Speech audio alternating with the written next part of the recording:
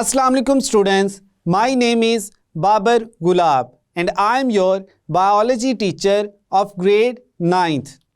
Today we will discuss the remaining part of disorders of gut and we will explain constipation and ulcer. So let's start our topic.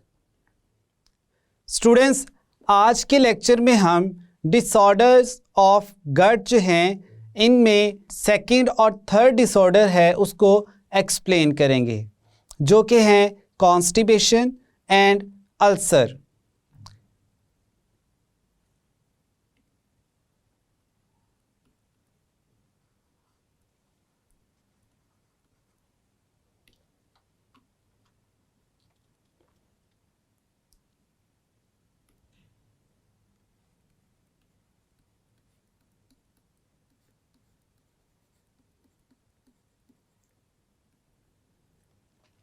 Students, अपने last lecture में हमने बात की थी कि जो digestive system है इससे रिलेटेड कुछ डिसऑर्डर्स भी हैं और इन डिसऑर्डर्स में से हमने जो डायरिया कंडीशन थी उसको एक्सप्लेन किया था। डायरिया में हमने कहा था कि फ्रीक्वेंट वाटर लॉस होता है बॉडी से या लूज बाउल मूवमेंट होती है। पेशेंट जो है उसमें से मैक्सिमम वाटर जो है वो डाइजेशन के प्रोसेस में एब्जॉर्ब नहीं होता, यानी लार्ज इंटेस्टाइन वाले पोर्शन में। तो इस वजह से जो फीकल मटेरियल है वो डाइल्यूटेड फॉर्म में बॉडी से रिलीज़ हो जाता है। फिर हमने कहा था इसकी जो रीज़न्स हैं, रीज़न्स हमने कहा बैक्टीरियल इन्फेक्शंस हो सकते हैं या फिर वायरसेस हो सकते हैं जिनकी वजह से इंटेस्टाइन में इन्फेक्शन होता है और इंटेस्टाइन में जो वाटर एब्जॉर्प्शन या साल्ट्स और मिनरल्स की एब्जॉर्प्शन है वो मिनिमाइज़ हो जाती है। आज हम बात करते हैं कॉन्स्टिपेशन की। कॉन्स्टिपेशन हम कहते हैं कि ऐसी कंडीशन जिसमें जो फीकल मटेरियल है वो हार्ड हो जाता है और अब इसको बॉडी से रिमूव करना डिफ़िकल्ट होता है पेशेंट के लिए।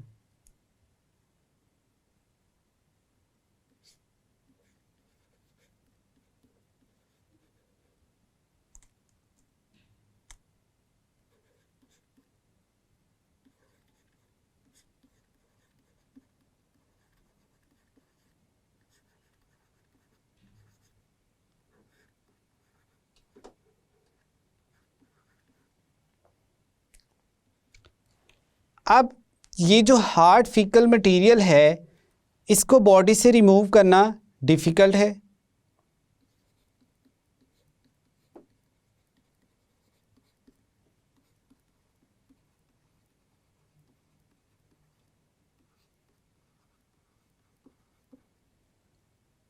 अब जो कॉन्स्टिपेशन है इसकी रीज़न्स क्या हैं? अब इसकी हम देखते हैं रीज़न्स।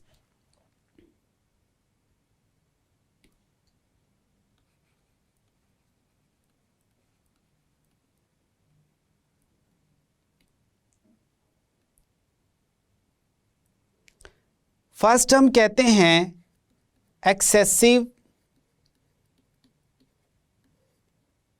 Water absorption.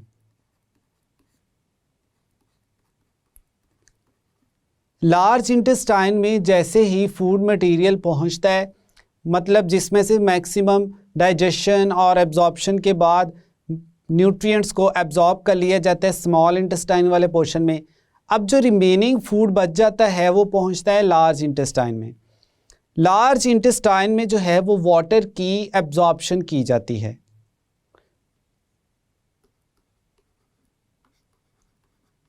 तो यहाँ पर अगर लार्ज इंटेस्टाइन में जो फूड कंपोनेंट्स हैं जिनको अब वेस्ट में कन्वर्ट करना है उसमें से मैक्सिमम वाटर एब्जॉर्ब कर लिया जाए तो जो वेस्ट है वो हार्ड फॉर्म में आ जाता है, कॉम्पैक्ट फॉर्म में आ जाता है।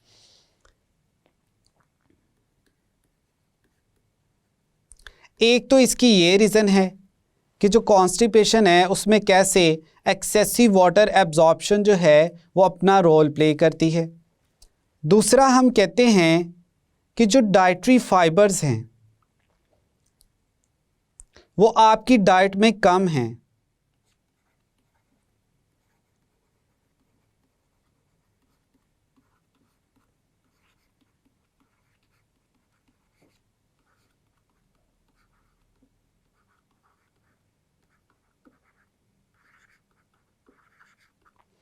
अब ये डाइटरी फाइबर्स क्या हैं स्टूडेंट्स, इनको भी हम एक्सप्लेन कर चुके हैं।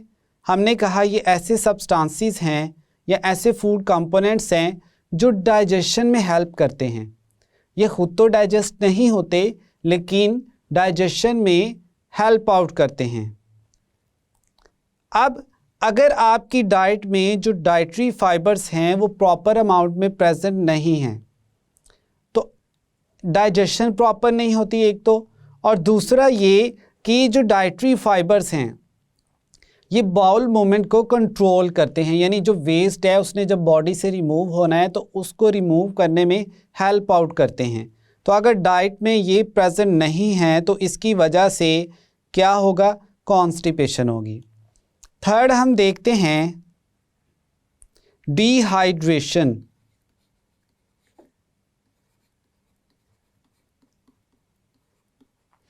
अब डिहाइड्रेशन एक ऐसा फिनोमिना है जिसमें बॉडी के जो सेल्स हैं या बॉडी जो है उसमें वाटर की सफिशिएंट अमाउंट प्रेजेंट नहीं होती।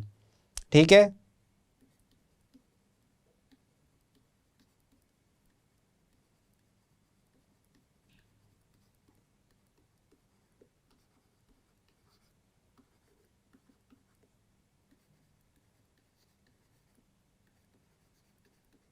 तो अब बॉडी में ये सेल्स में जब वाटर अमाउंट है वो कम है तो बॉडी क्या करेगी, लार्ज इंटेस्टाइन में जैसे ही फूड पहुंचता है तो उसमें से मैक्सिमम वाटर को एब्जॉर्ब करके सेल्स को और बॉडी टिश्यूज को प्रोवाइड करेगी। तो जैसे ही यहाँ पर मैक्सिमम वाटर एब्जॉर्प्शन होती है लार्ज इंटेस्टाइन में तो उसके रिजल्ट में भी क्या होता है, फीकल मटेरियल जो है वो हार्ड हो जाता है।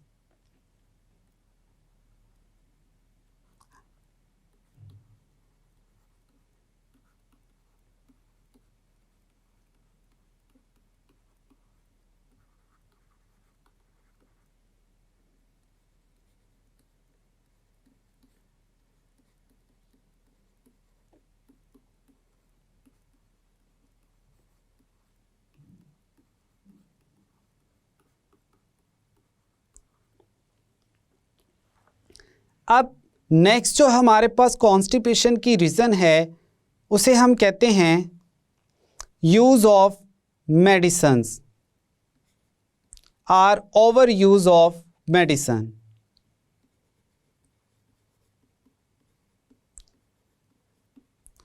फॉर एग्जाम्पल हम कहते हैं कौन सी मेडिसिन्स, वो मेडिसिन्स जिनमें आयरन प्रेजेंट हो,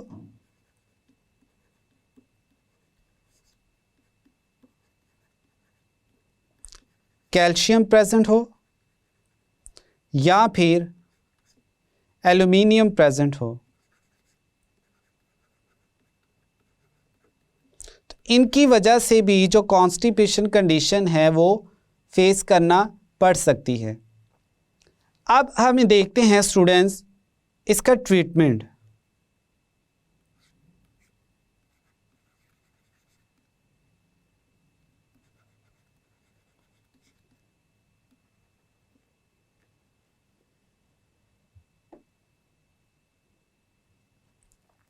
ट्रीटमेंट में हम कहते हैं कि डाइट प्लान जो है वो बेहतर हो,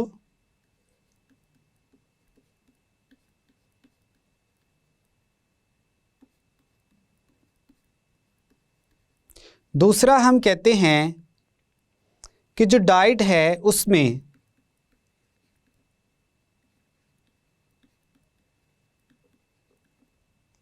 प्रॉपर अमाउंट में डाइटरी फाइबर्स प्रेजेंट हो।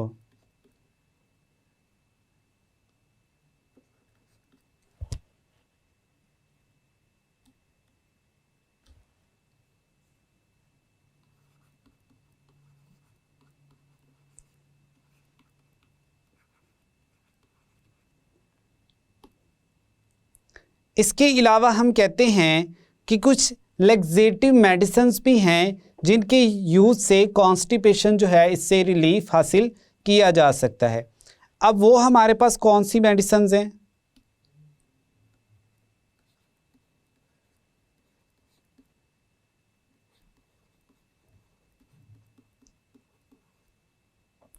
वो है हमारे पास पैराफिन।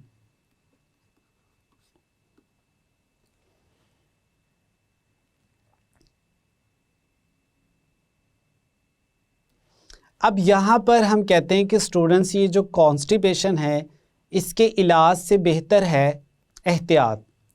हम कहते हैं precautions are better than the treatment, कि अगर आप इन जो डाइट प्लान्स को फॉलो करें और एहतियात करें तो ये जो कॉन्स्टिपेशन है इसको सॉर्ट आउट किया जा सकता है, बजाय इसके कि मेडिसिन यूज़ की जाए। लेकिन अगर आप एहतियात नहीं करते तो यूजुअली ये सीवियर हो जाती है और इसमें आपको फिर मेडिसिन लेना पड़ती है। अब थर्ड जो है हमारे पास वो है ulcer.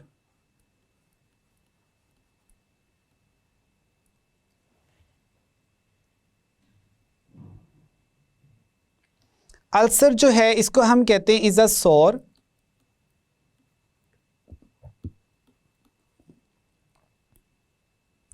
In inner wall of gut. हमारी जो गट है यानी जो डाइजेस्टिव सिस्टम है, इसमें हमने बात किया था इसकी जो इनर लाइनिंग है या जो वॉल्स हैं ये डिफरेंट टिश्यूज से बनी होती है, और उनमें से हमने कहा था कि एपिथेलियल टिश्यूज भी प्रेजेंट होते हैं। इसके अलावा हमने कहा कुछ म्यूकस क्रीटिंग सेल्स भी प्रेजेंट होते हैं, यानी इस वॉल की एक कंपोजिशन है। अब समटाइम्स होता क्या है कि जो गैस्ट्रिक जूस है उसके इफ़ेक्ट की वजह से ये जो टिश्यूज़ हैं, ये सेल्स जो हैं हमारी गट के, ये डैमेज हो जाते हैं। मोस्टली ये होता किस में है, गट के कौन से वाले पोर्शन में, हम कहते हैं स्टमक में,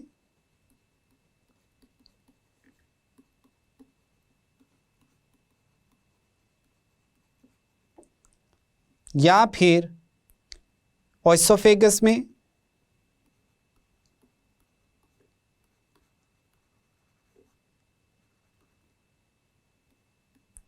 या फिर ड्यूडिनम में।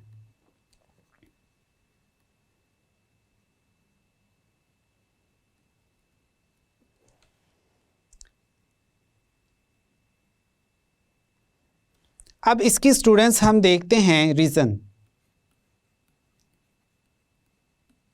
इसकी जो मेजर रीज़न है वो है गैस्ट्रिक जूस।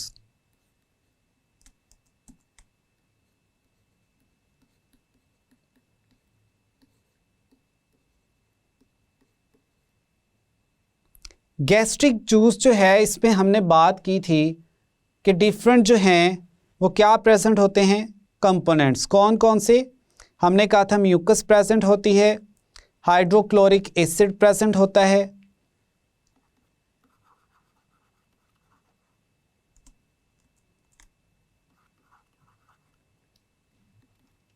HCl, और इसके अलावा हमने कहा था कि इसमें पेप्सिन एंजाइम भी प्रेजेंट होता है। पेप्सिन जो है वो एक्टिव फॉर्म है इस एंजाइम की, और जो इनएक्टिव फॉर्म थी उसको हमने क्या कहा था, पेप्सिनोजेन। अब अगर ये जो गैस्ट्रिक जूस है ये ज़्यादा अमाउंट में रिलीज़ होता है तो ये स्टमक की वॉल को या ड्यूडिनम को या फिर ओएसोफेगस को भी अफेक्ट करता है। इसको हम देखते हैं कि ये क्या करता है, जो सेल्स हैं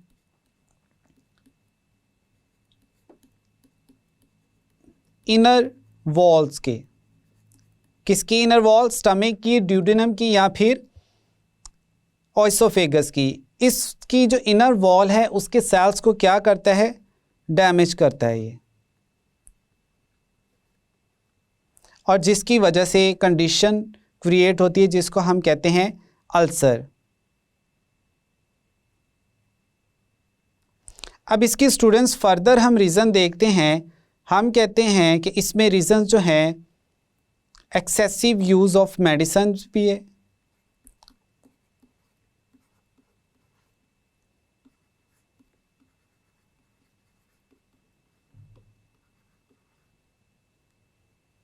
कौन सी मेडिसिन, जिसको हम कहते हैं एंटी इन्फ्लेमेटरी।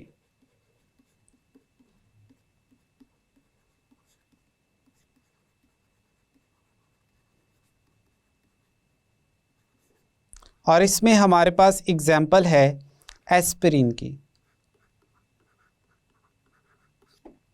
फिर इसके अलावा हमारे पास जो अल्सर की रीज़न है वो है smoking,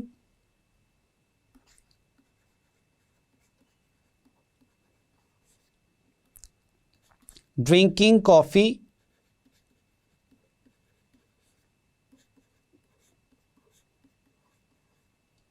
and eating spicy foods, यानी स्पाइसी फूड जो है।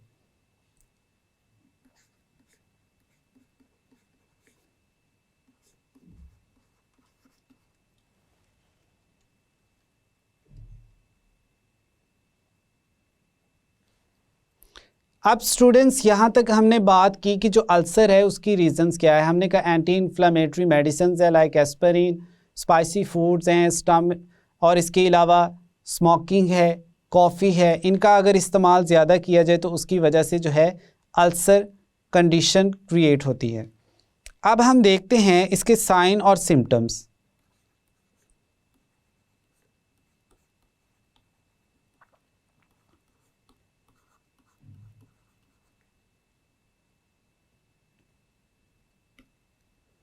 सिम्टम्स में हम कहते हैं एब्डोमिनल पेन,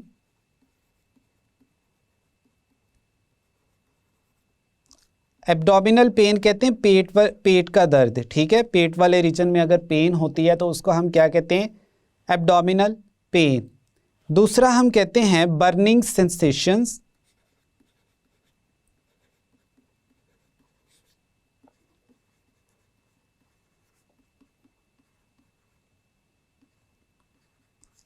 आफ्टर मील, यानी खाने के बाद आपको जो है वो जलन महसूस होती है। मोस्टली ये जो बर्निंग सेंसेशन है या बर्निंग जो है ये चेस्ट रीजन, ये जो बर्निंग है ये चेस्ट रीजन में होती है, ठीक है, जिसको हम सीने की जलन भी कहते हैं। अब ये किस टाइम में होती है, मोस्टली मिडनाइट में।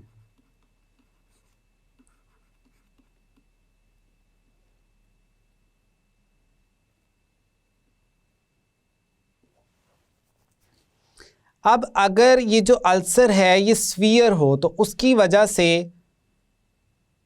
क्या होता है, loss of appetite,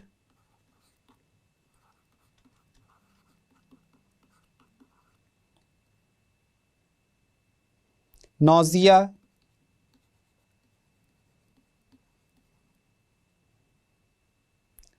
weight loss, इस तरह की कुछ कंडीशन जो हैं उनको फेस करना पड़ सकता है।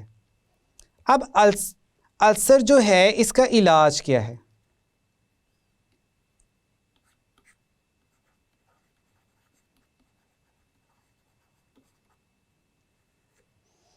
अल्सर को मोस्टली हम ट्रीट कर सकते हैं इसके प्रिकॉशनरी मेजर्स को अडॉप्ट करके। फॉर एग्जांपल कॉफ़ी जो है वो ना पी जाए, स्मोकिंग जो है उससे बचा जाए, स्पाइसी फूड्स जो हैं उनका इस्तेमाल कम से कम किया जाए। इसके अलावा बेस्ट जो प्रिकॉशनरी मेजर है वो ये है कि हेल्दी डाइट को फॉलो किया जाए। हेल्दी डाइट में हम कहते हैं कि फ्रूट्स का इस्तेमाल किया जा सकता है, वेजिटेबल्स का इस्तेमाल किया जा सकता है। तो इन प्रिकॉशनरी मेजर्स को फॉलो करके हम अल्सर की कंडीशन या अल्सर से बच सकते हैं।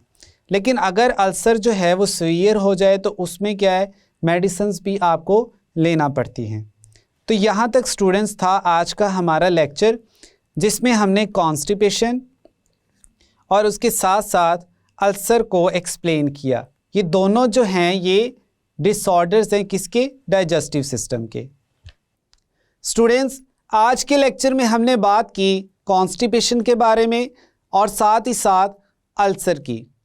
कॉन्स्टिपेशन को हमने कहा ऐसी कंडीशन है कि जब फीसिस जो हैं या जो फूड मटेरियल है वो लार्ज इंटेस्टाइन में पहुंचता है तो उसमें से मैक्सिमम वाटर जो है वो एब्जॉर्ब कर लिया जाता है, या हम कहते हैं एक्सेसिव वाटर एब्जॉर्प्शन हो जाती है। तो इसके रिज़ल्ट में जो वेस्ट मटेरियल बचता है या फीकल मटेरियल वो हार्ड फॉर्म में प्रेजेंट होता है और इसको बॉडी से रिलीज़ करते वक्त पेन फील होती है और ये डिफ़िकल्ट होता है। तो कॉन्स्टिपेशन जो है इसका हमने ट्रीटमेंट भी देखा, इसको मोस्टली फाइबर कंटेनिंग डाइट की हेल्प से कंट्रोल किया जा सकता है और दूसरा ये कि इसमें कुछ लैक्सेटिव भी यूज़ किए जाते हैं। फिर हमने कॉन्स्टिपेशन की रीज़न्स भी देखी। हमने कहा कि अगर डाइट में प्रॉपर अमाउंट में फाइबर्स प्रेजेंट नहीं है तो उसकी वजह से भी ये फिनोमिना होता है। फाइनली हमने बात की अल्सर के बारे में। हमने कहा जो अल्सर है वो ड्यूडिनम, ओइसोफेगस और स्टमक, इन तीनों पार्ट्स में हो सकती है। अल्सर में क्या होता है, मोस्टली जो वॉल्स होती है हमारी गट की, उसके सेल्स जो हैं वो डैमेज हो जाते हैं और ये डैमेज की होते हैं गैस्ट्रिक जूस की वजह से। अब इसका जो हल है वो ये है कि कुछ मेडिसिन्स भी यूज़ की जा सकती हैं और दूसरा हमने कहा कि इसमें अपनी डाइट प्लान को बेटर करके इस अल्सर की कंडीशन से बचा जा सकता है। मोस्टली जो हमने आपको प्रिकॉशंस बताई वो ये हैं कि ज़्यादा से ज़्यादा कॉफ़ी ना पी जाए, अल्कोहल ना पी जाए, इसके अलावा स्मोकिंग जो है उसको ख़त्म कर दिया जाए। तो ये कुछ बेसिक स्टेप्स हैं जिनको फॉलो करके आप अल्सर से बच सकते हैं। यहाँ तक था स्टूडेंट्स आज का हमारा lecture. I hope now you have a clear idea about the constipation and ulcer. मिलते हैं नेक्स्ट लेक्चर में। अल्लाह हाफिज़।